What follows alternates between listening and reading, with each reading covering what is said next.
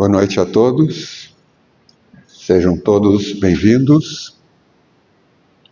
Antes de nós começarmos, solicitamos que desliguem os aparelhos celulares, se porventura não fizeram ainda, porque nesta meia hora procuramos nos sintonizar com os nossos amigos espirituais e com os benfeitores desta casa que estão presentes aqui para nos auxiliar. Começamos o trabalho com uma prece, onde nesse momento dirigimos o nosso pensamento a Deus, a Jesus, aos Espíritos amigos que nos orientam e nos acompanham, e agradecemos a eles a oportunidade maravilhosa de chegar a esta casa, de ter chegado à doutrina espírita que tanto nos auxilia na nossa caminhada. Que possamos encontrar a luz e o amor de Jesus na nossa vida, para seguirmos adiante com mais tranquilidade, com mais paz interior e com mais felicidade, porque este é o nosso desejo, é o nosso caminho. E assim, agradecidos por tudo o que recebemos, damos por aberto o nosso momento de reflexão da noite de hoje. O tema que eu propus para o nosso estudo de hoje é perdão e reconciliação. E quando nós falamos de perdão, talvez cause um arrepio a muitas pessoas, porque perdoar é, talvez ainda no nosso estágio evolutivo, difícil. E quando se fala de reconciliação é um passo a mais. Porém, nós estamos aqui exatamente buscando entender o que é que acontece na nossa vida. E aí lembramos lá do capítulo do Evangelho segundo o Espiritismo, no capítulo que fala dos inimigos, capítulo 12. Aprendestes o que foi dito, amareis o vosso próximo e odiareis o inimigo.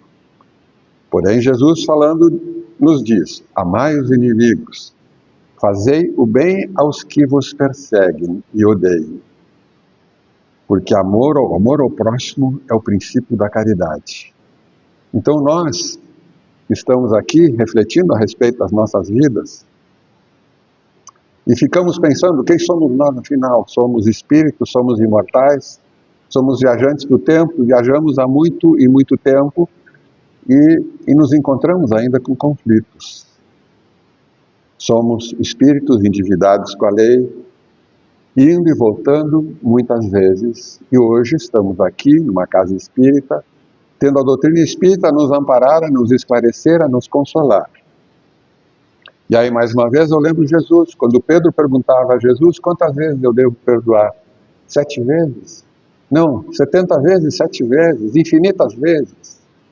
E nós, espíritos endividados com a lei, ainda com dificuldade nos nossos relacionamentos, ficamos pensando, mas por que eu devo perdoar? Ou por que eu devo pedir perdão? Porque normalmente os conflitos são de dois lados. Às vezes nós ofendemos, às vezes nós somos ofendidos. E isto em sucessivas existências vai se repetindo. Por que eu devo perdoar? Fica a pergunta. Porque eu quero ser feliz. Porque eu quero ser saudável. Porque eu quero evoluir. Porque eu quero crescer. Porque levar uma dor de uma mágoa dentro de nós é algo que se perpetua. E nós continuamos sentindo isto, às vezes, por séculos, porque as desavenças, elas vão, e se nós não nos perdoarmos e não nos reconciliarmos, nós continuamos sofrendo. E nós queremos sofrer? Ora, eu não preciso pedir que levante as mãos, ninguém quer sofrer. Nós queremos ser felizes, todos levantam as duas mãos, queremos ser felizes. E por que nós não fazemos e não somos? Porque nós não amamos.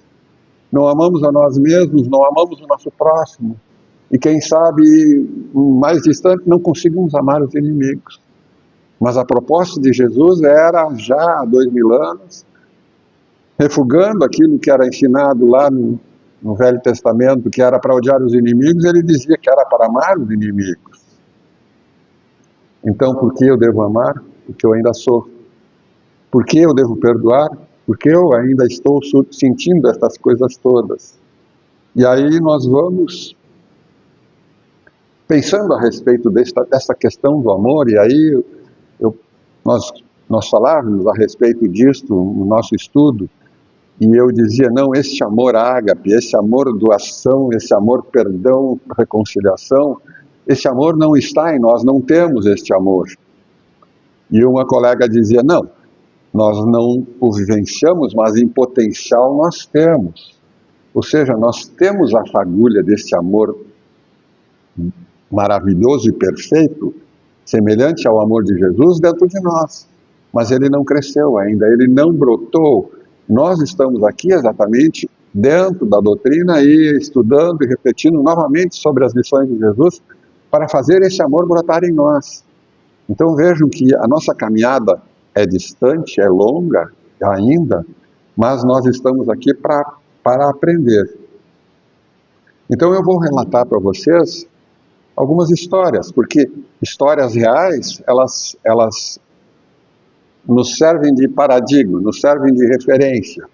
E nós vamos estudando essas histórias que estão nos sendo relatadas por espíritos benfeitores e que nos falam daquilo que acontece do lado de lá, do lado de cá, quando essas coisas ainda não estão perfeitas.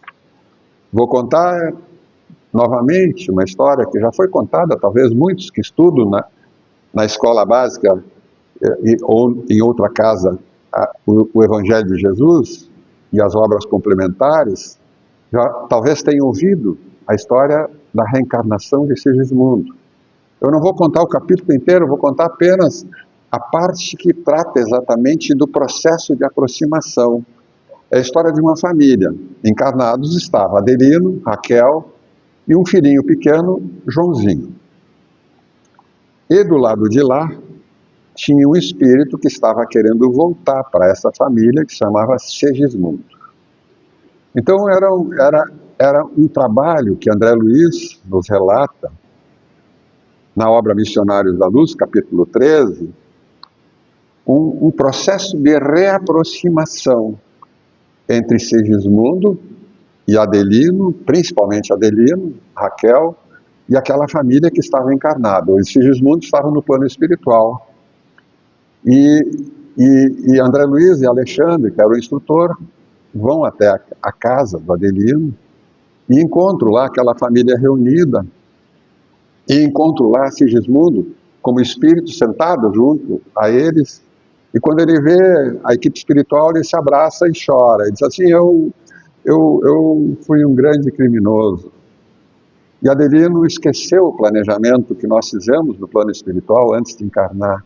Ou seja, todos nós fazemos um planejamento antes de nós encarnarmos, e esse planejamento não é nos mínimos detalhes, mas é um planejamento que, nos grandes eventos, ele normalmente é seguido. Claro, às vezes nós nos desviamos, e desviando nós achamos outras rotas, mas, no caso, Adelino tinha esquecido do planejamento do plano espiritual, que ele aceitaria Sigismundo novamente como filho, porque na encarnação anterior, Sigismundo tinha tirado a vida de Adelino, dando um tiro nas costas. Então, o Adelino, ele estava assim, agabrunhado, porque ele sentia a aproximação do Sigismundo, era um processo de aproximação. E aí, dentro da família, da vida dele, o Adelino estava acabrunhado, ele estava triste, ele quase não conversava com a esposa. E aí, o Joãozinho, que era um menino que estava junto ali, disse assim, por que o pai sempre está triste? Por que ele quase não fala conosco? E aí o Joãozinho convida o pai a fazer uma prece. E aí disse assim, não, vamos fazer uma prece. Mas antes disso, nesse diálogo do Adelino com a esposa Raquel, ele disse assim, eu tenho tido pesadelos terríveis. É como se uma sombra, é sempre o mesmo sonho. Eu sonho e é um inimigo que se aproxima de mim. Quando eu vejo o rosto dele, me dá um terror. Eu tenho a impressão que ele quer me assassinar. Ou seja, a lembrança da existência anterior estava presente ali, na memória dele. E quando ele ia dormir, ele se desdobrava e encontrava Sigismundo, que estava no plano espiritual, buscando uma aproximação. Então, naquele dia, depois, eles resolvem orar. E aí, orando, fazendo uma prece, eles se tranquilizam, vão dormir. A Raquel se desdobra, encontra a avó dela, e lá elas vão fazer uma prece em conjunto, que era uma avó muito querida. Mas o Adelino, quando ressurge no plano espiritual, ele encontra o Sigismundo. E ele vê Sigismundo e tenta correr, ele tenta fugir, ele quer voltar ao corpo, porque aquele pesadelo se repetia. E aí ele vê André Luiz e Alexandre, e aí ele diz assim: mensageiro de Deus, me livrai deste pesadelo, este fantasma me enlouquece, eu não consigo mais. E Alexandre começa a falar com ele: calma, calma, é assim que você recebe um irmão infeliz? E ele diz assim: amar os inimigos, os amigos é fácil. Aliás, nós, quando falamos dos amigos, é fácil. Amigo, nós abraçamos, nós convidamos para ir para a nossa casa.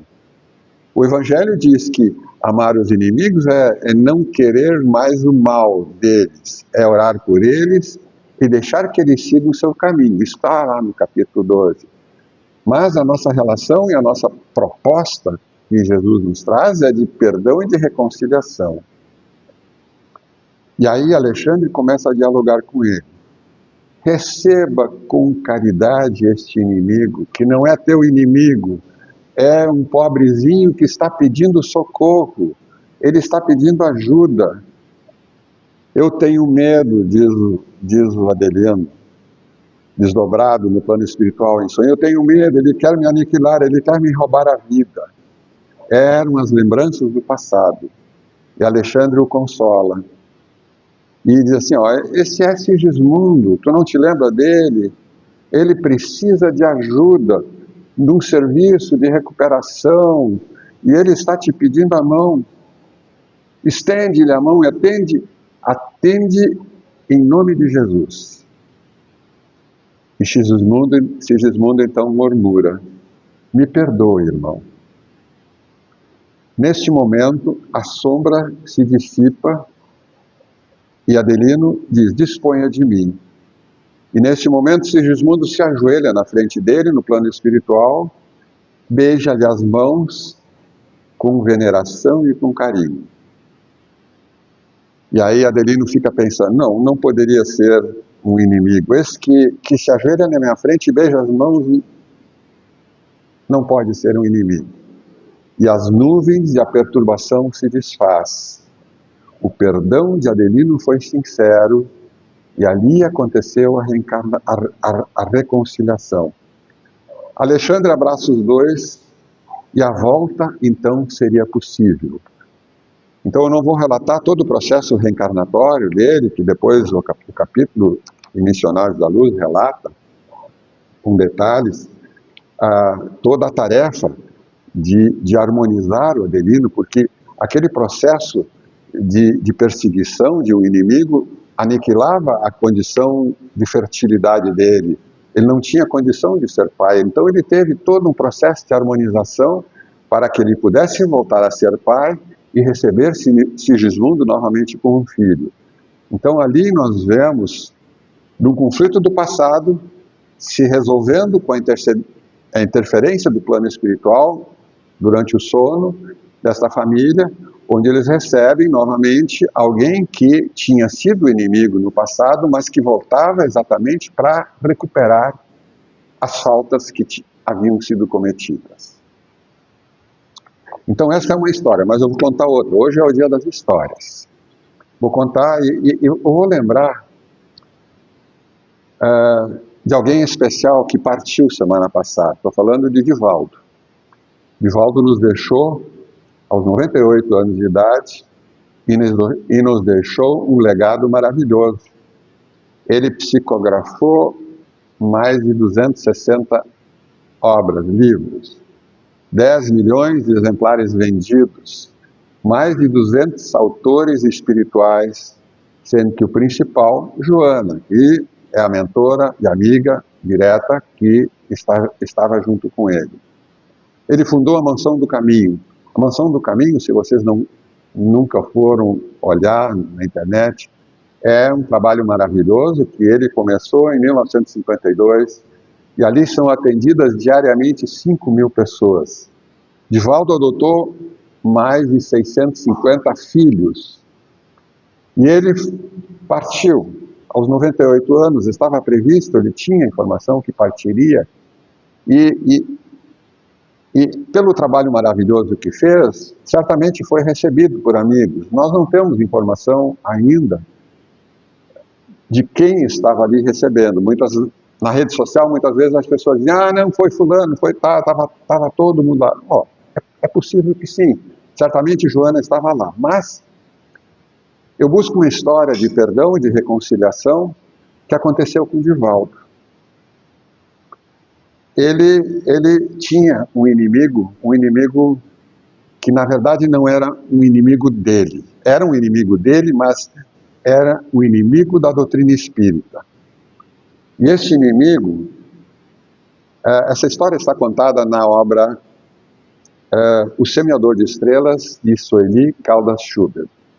E ela ali tem o relato de Divaldo contando a experiência com este espírito, e este capítulo é o capítulo do Máscara de Ferro. E ele teve esse inimigo. E esse inimigo, ele diz, desde muito tempo, desde jovem, eu sempre sentia a presença de um adversário junto a mim. Era uma entidade agressiva me ameaçando. E ele diz, é a partir do momento que eu me tornei espírita que este inimigo apareceu me cobrando. E ele diz, ele quase me levou ao suicídio. Uma noite ele estava dormindo, ele morava próximo à praia, no apartamento térreo, ele abriu a janela, ele foi induzido, e esse inimigo, o Máscara de Ferro, assumiu ele e disse que a vida dele seria muito melhor do lado de lá, que ele estava aqui sofrendo e que chegava de sofrer, que era melhor ele tirar a sua vida, e que chegava desta vida de turbulência, de dificuldades. E ele, induzido por esse inimigo, atravessa a rua e entra no mar. Divaldo não sabia nadar e diz, até hoje não sei nadar. Ele vai entrando no mar. Mas o Divaldo tinha um amigo encarnado que estava junto com ele. E esse amigo, vendo que Divaldo havia saído, ficou observando e sabia que ele não sabia nadar. E ele foi entrando no mar. Quando a onda bateu na boca, ele acordou apavorado. Começou a se debater e aí o amigo veio socorrer e tirou-o do mar. Então ele foi quase levado ao suicídio. O nome do amigo era Nilson. O Nilson seguiu e aí eu acordei. E aí o inimigo apareceu para ele e disse assim, eu não vou te deixar, enquanto não abandonares o espiritismo, eu vou te perseguir, eu vou te destruir. Ele dizia que eu tinha compromisso com ele e tinha me prometido na encarnação anterior com a antiga doutrina, com a igreja tradicional, com a religião tradicional. E eu não podia me desviar, conta Divaldo, eu não podia sair. Eu tinha prometido lá, mas ele tinha encontrado a doutrina espírita mostrava um rumo diferente daquela igreja que ainda prometia coisas que não eram possíveis de serem cumpridas. Então foi um tempo bem difícil na minha vida, conta Divaldo. E aí ele diz que certa feita eu estava caminhando na rua e de repente, alguém me empurrou e me bateu por trás. Me deu um safanão, me deu um soco no rosto, eu caí dentro de uma vitrine. A vitrine quebrou e quando eu me virei, aquela pessoa que me bateu me pediu desculpas. Eu pensei que era outra pessoa. E atrás aparece a imagem do Máscara de Ferro, dizendo, eu vou continuar te perseguindo até o final. Eu virei eu virei a cada momento da tua vida te cobrar, porque tu assumiste um compromisso conosco. Então, o Máscara de Ferro, e a partir daquele momento que ele começou a chamá-lo de Máscara de Ferro, ele disse, olha, tu tinhas um compromisso com a igreja militante, e tu foi te juntar a essa doutrina abjeta, essa doutrina ridícula, é assim que ele se referia. Porém, Divaldo tinha despertado, a fé raciocinada tinha chamado o seu sentimento, o seu coração. Junto com Joana, ele tinha encontrado o caminho do esclarecimento, do consolo, e a vida dele mudara. E ele hoje compreendia, como nós compreendemos as realidades da vida espiritual, da vida que continua, do crescimento espiritual. Mas o Máscara de Ferro não disse, eu te matarei. E 30 anos ele ficou perseguindo Divaldo, e ali na obra da Sueli são relatadas inúmeras situações onde ele aparecia e o Divaldo percebia e sofria com isto. Porém, depois de 30 anos, um dia ele apareceu para o Divaldo e disse a ele, vou te dar um tempo. Você não me convenceu. Eu sei das tuas dívidas, eu sei do teu compromisso, mas a tua humildade, a tua abnegação, pelo trabalho que tu estás fazendo, eu vou te deixar por um tempo. Passaram-se alguns anos, um dia estava Divaldo na mansão do caminho, e aí batem a porta e vem de falar, foi abandonado uma criança recém-nascida aqui na porta da mansão. Uma criança envolta em trapos, mal vestida, chorava, e vieram consultar Divaldo. O que nós fazemos com a menina? Era uma menina. E aí Divaldo, nós estamos lotados, nós não temos mais lugar, não temos espaço, não temos condição de acolher ninguém. E ele ficou pensando, um momento de reflexão, e disse, o que faria Jesus nessa situação? Jesus acolheria. Ele acolheu aquela menina e resolveu auxiliá-la. Pois naquele momento, em seguida, aparece o Máscara de Ferro. E ele diz, agora você me convenceu. Esta criança que está aí é a minha mãe. Ela está voltando à matéria e tu a acolheste. Tu não perguntaste de onde ela vinha, de quem ela era, e tu a acolheste. Então hoje, a partir de hoje, eu vou passar a trabalhar contigo. Vou aceitar a mudança que tu realizaste na tua vida, nos teus compromissos, e vou trazer, eventualmente, amigos nossos de outras épocas que pensam como eu, que pensavam como eu, para também se esclarecerem. Então vejam que, se nós pensamos em nós e pensamos em Divaldo, ou Chico, espíritos que estavam muito à nossa frente, e se nós temos as nossas dificuldades com os nossos inimigos, então é claro que nós não podemos nos comparar com eles, mas nós estamos aqui sendo alertados da importância, porque naquele momento, quando ele acolhe a criança, ele recebeu o perdão. E quando o inimigo resolve se juntar a ele no trabalho, se dá a reconciliação.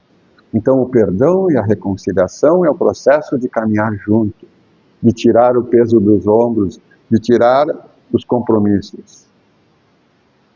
E talvez alguém pergunte, bom, mas a Joana era amiga dele, e estava tão presente na vida dele, por que ela não impedia que isso acontecesse? Ora, provavelmente eu não tenho a resposta, mas muitas vezes os espíritos não podem interferir. São compromissos que nós temos que resolver. E a espiritualidade não resolve os nossos problemas. Eles nos ajudam, nos auxiliam, nos intuem, nos dão forças, mas a solução, ela é nossa. Então vemos, mesmo com o imenso trabalho e com imenso amor que Divaldo realizava naquela mansão, mesmo assim, ele levou tempo. Então, nós voltamos para nós e ficamos pensando, nós temos inimigos? Às vezes sim, às vezes não. Nós às vezes dizemos, não, eu não tenho mais inimigo, mas eu encontro aquele e eu digo, não gosto muito dele. Eu não gosto do jeito que ele fala, eu não gosto da turma dele, eu tenho diferenças. E aí nós apontamos os defeitos deles e nos retiramos. Então a questão do perdão, ele tem normalmente dois lados. Às vezes nós ofendemos, somos ofensores. E aí quem tem que me perdoar é o que é ofendido. E aí eu devo ir lá pedir perdão. E aí se vocês pensam nas suas ações, talvez digam, mas ele não quer saber, ele não aceita o meu perdão. Ele não tem jeito. Aí vale a frase do Evangelho. Então, se você está disposto a perdoá-lo, ou a pedir perdão, deixa que ele siga em frente. Mas, certamente, a vida, enquanto encarnados, ela dá muitas voltas. E às vezes ela nos dá oportunidades. E quando a oportunidade surgir daquele pseudo-inimigo, porque nós voltaremos a nos encontrar com certeza, não tem jeito. Nós temos que corrigir até o último centavo. Está ali no ensinamento de Jesus, no Evangelho. Nós temos que corrigir até o último J, até a última sílaba.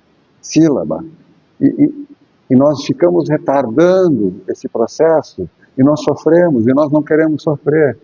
Então, se a possibilidade surgir, o inimigo estiver caído, estiver sofrendo, e nós tivermos condição de lhe estender a mão, nós estendemos a mão, nós auxiliamos ele a se recuperar, e certamente ali se dará a reconciliação.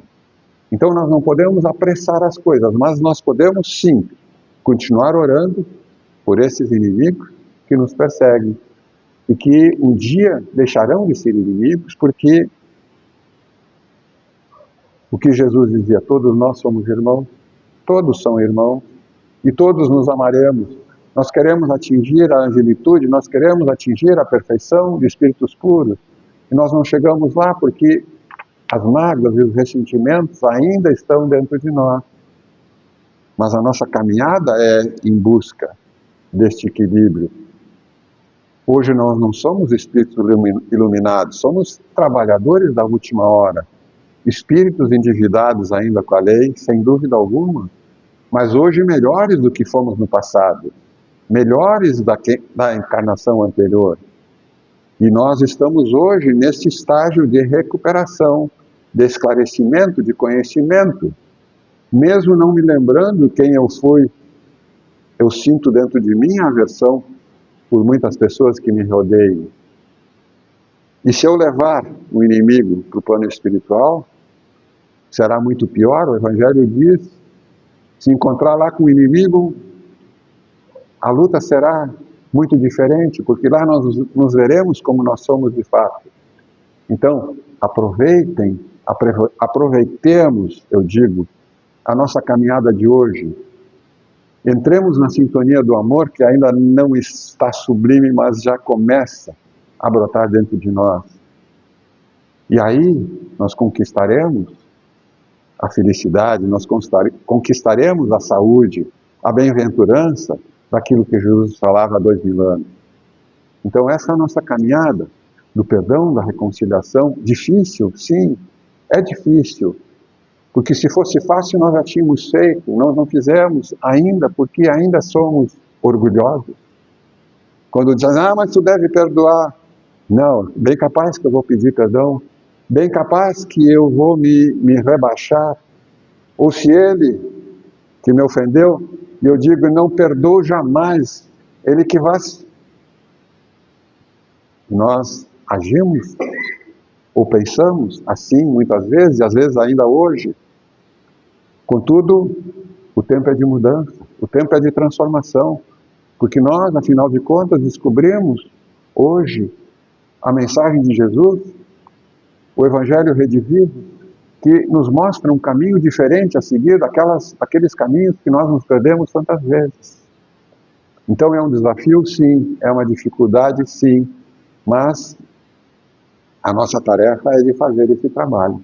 É um trabalho que deverá ser realizado, que vai ser realizado, em primeiro lugar, porque o grande beneficiado dela seremos nós mesmos. Porque se eu me libertar de um inimigo e trouxer este amigo para minha vida, como Adelino trouxe Sigismundo, ou como Divaldo trouxe o Máscara de Ferro, nós continuaremos juntos, em frente, construindo um mundo novo. Então essa é a nossa tarefa. Então o nosso tempo está esgotado, fica a semente para a reflexão de cada um de nós, para que nós comecemos a trilhar caminhos diferentes daqueles que trilhamos nas nossas encarnações passadas e que hoje, dentro da casa espírita, dentro da doutrina espírita, a luz do amor de Jesus possam brilhar dentro de nós. Vamos ao nosso passe?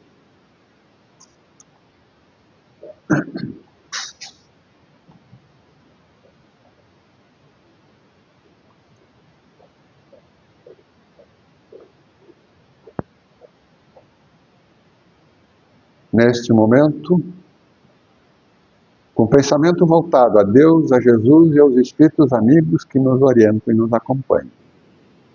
Agradecemos a eles esta oportunidade maravilhosa de podermos estar aqui e receber as energias que vêm do alto e que são transmitidas por intermédio das mãos da equipe espiritual que aqui está presente. E nós nos sentimos tranquilos e deixamos cair sobre nós as pétalas luminosas de luz e de amor que esses benfeitores derramam sobre nós. Que o nosso coração se enterneça e que nós consigamos tirar de dentro de nós as mágoas, os dissabores, os ressentimentos e que consigamos, assim, fazer brilhar a luz do amor que vai nos auxiliar no perdão e na reconciliação, no nosso crescimento espiritual, em busca da bem-aventurança, da saúde e da felicidade. Assim, agradecidos por recebermos esta luz, damos por encerrado o nosso trabalho da noite de hoje. Muita paz, muita luz, o passe foi transmitido.